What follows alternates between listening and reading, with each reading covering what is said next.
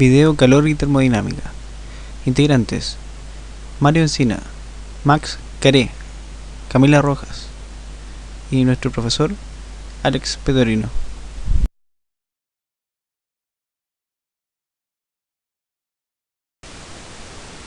En el presente tutorial explicaremos los conceptos básicos del primer principio de la termodinámica, así como también la aplicación a un ejercicio relacionado.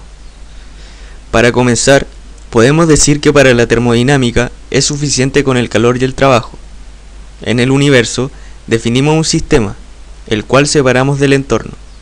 En este caso, nuestro sistema será uno en equilibrio.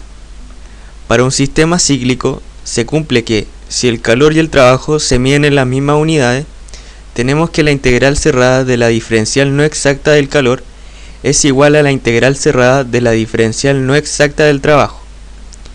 Es por esto que podemos agregar que el trabajo y el calor no son diferenciales exactas, por lo tanto dependen de la trayectoria.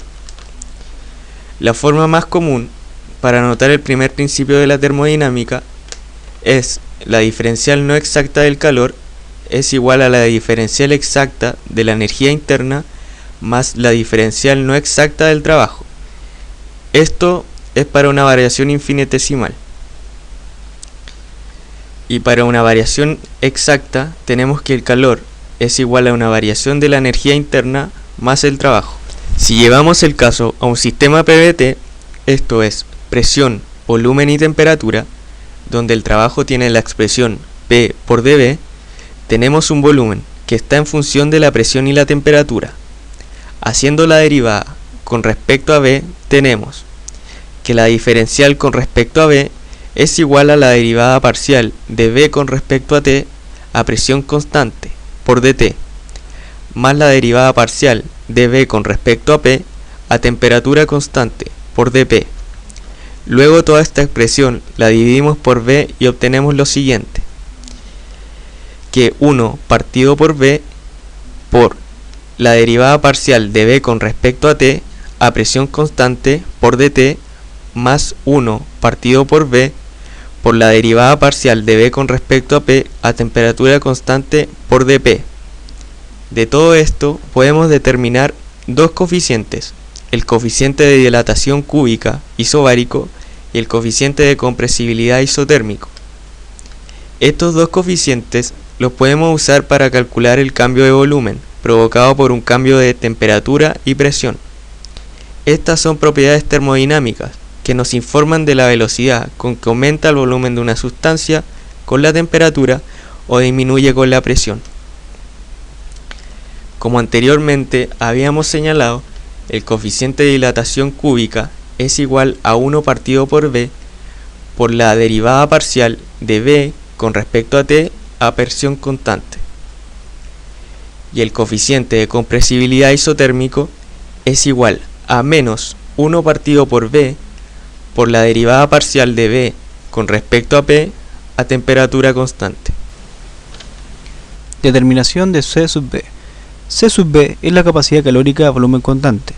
Esto es la cantidad de calor que se requiere para elevar la temperatura de un mol de la sustancia a volumen constante y a una presión dada. Tenemos la energía interna, que depende de la temperatura y el volumen. Derivando la energía interna, obtenemos la diferencial de la energía interna es igual a la derivada parcial de la energía interna con respecto a la temperatura a volumen constante por un diferencial de temperatura más la derivada parcial de la energía interna con respecto al volumen a una temperatura constante por un diferencial de volumen. Si esta ecuación la reemplazamos en el primer principio de la termodinámica, que nos dice que la diferencial no exacta del calor es igual al diferencial de la energía interna más la presión por un diferencial de volumen, obtenemos la siguiente ecuación. Si esta ecuación hacemos el volumen constante, obtenemos que la diferencial no exacta del calor es igual a la derivada parcial de la energía interna con respecto a la temperatura a volumen constante por un diferencial de temperatura. Si esto lo dividimos por la diferencial de temperatura, obtenemos la expresión que caracteriza a la capacidad calórica a volumen constante. Por lo tanto, tenemos acá que C sub B es igual a la derivada parcial de la energía interna con respecto a la temperatura a volumen constante como la capacidad calórica que nos pedía. Determinación de C sub P. C sub P es la capacidad calórica a presión constante.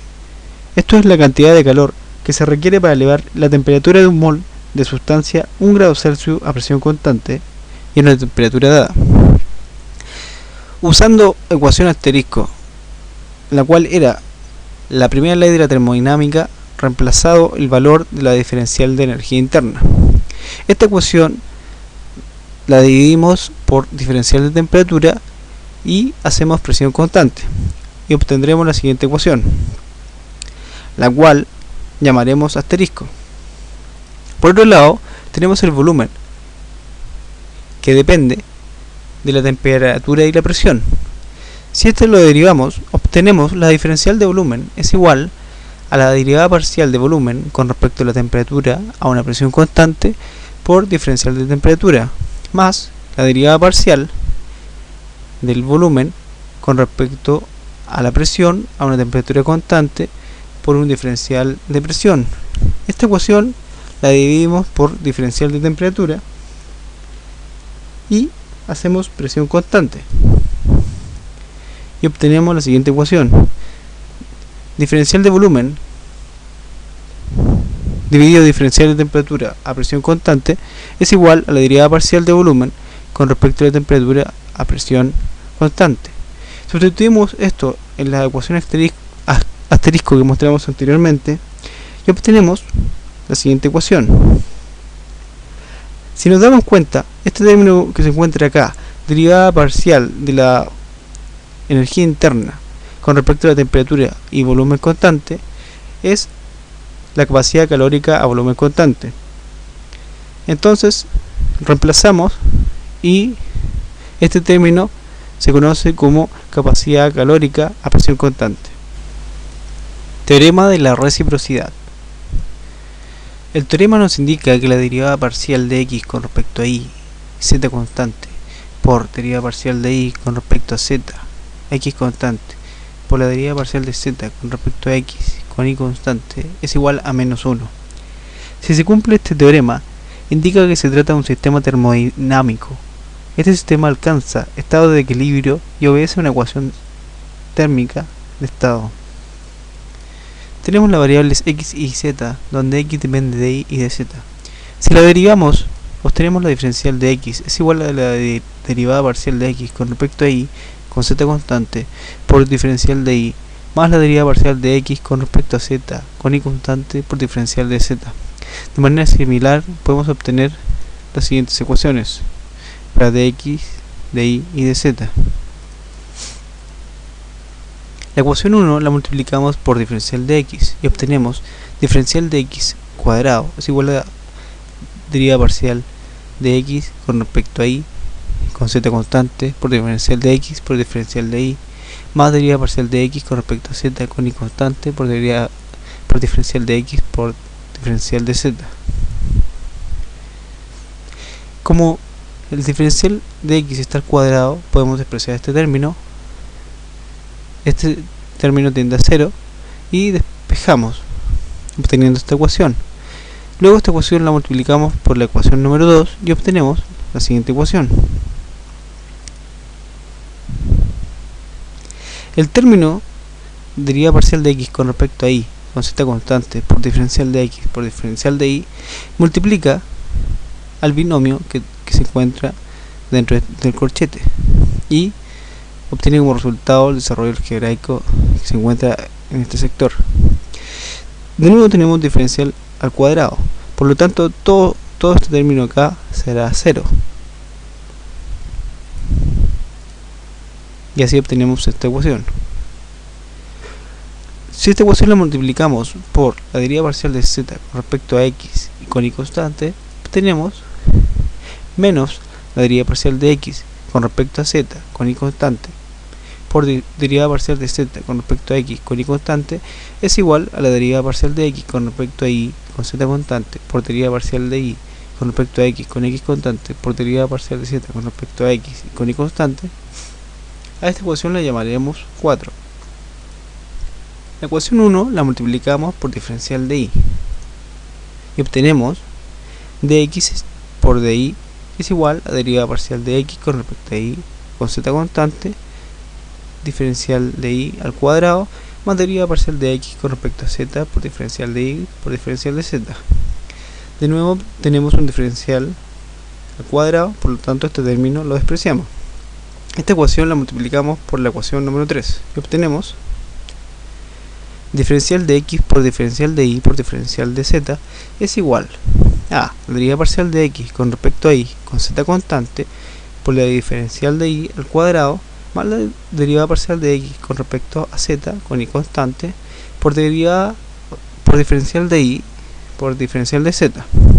Este término multiplicado por la derivada parcial de z con respecto a x con y constante por diferencial de x más derivada parcial de z con respecto a y con x constante por diferencial de y. Desarrollamos esa expresión, desarrollamos esos términos y obtenemos la ecuación que aquí se encuentra y obtenemos términos diferenciales al cuadrado y al cubo, donde también podemos despreciarlos porque tienden a ser muy pequeños. Este término lo podemos despreciar, este también y este también, por lo tanto nos quedará dx por dy por dz es igual a la derivada parcial de x con respecto a z con y constante por derivada parcial de z con respecto a x con y constante por diferencial de x por diferencial de y por diferencial de z.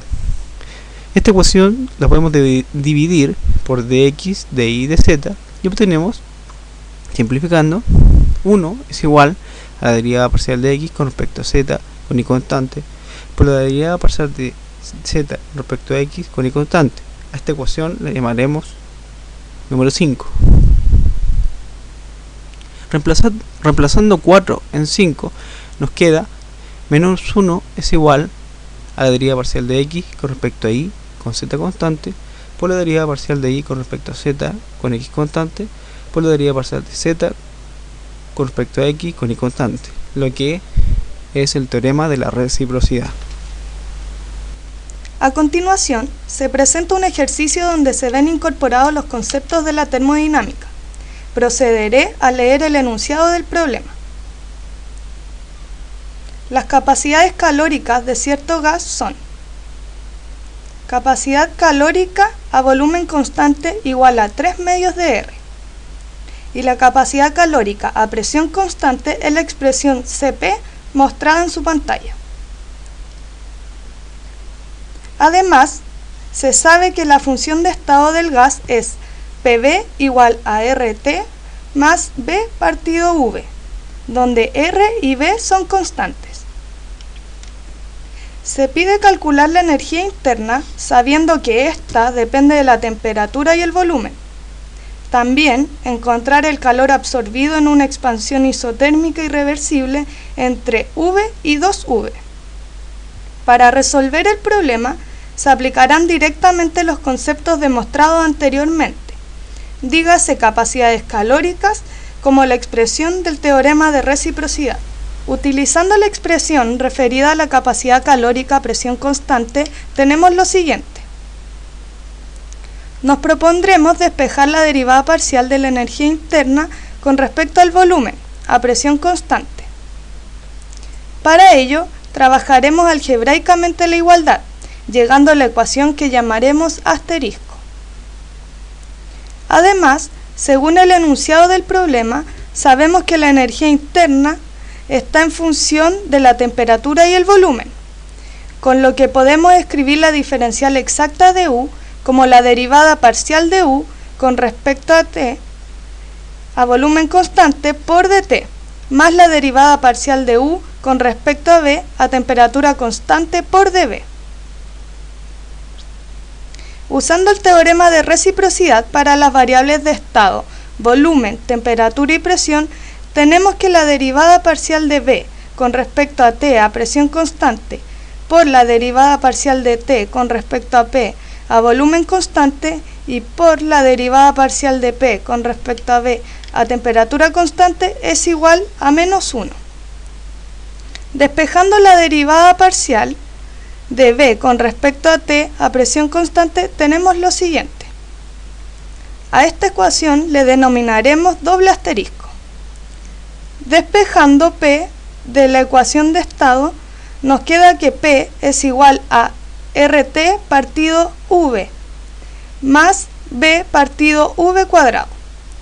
De esta última igualdad podemos sacar la derivada parcial de P con respecto a T a volumen constante, que resulta ser R partido V, y la derivada parcial de P con respecto a B a temperatura constante es menos RT partido V cuadrado menos 2B partido V al cubo. Estos valores los reemplazo en la igualdad que denominamos doble asterisco, quedando lo que se muestra en pantalla. Dejamos V al cubo de denominador común en la fracción inferior derecha y sumamos los numeradores. Ahora multiplicamos extremos por extremos y medios por medios para dejar una fracción y no división de fracciones.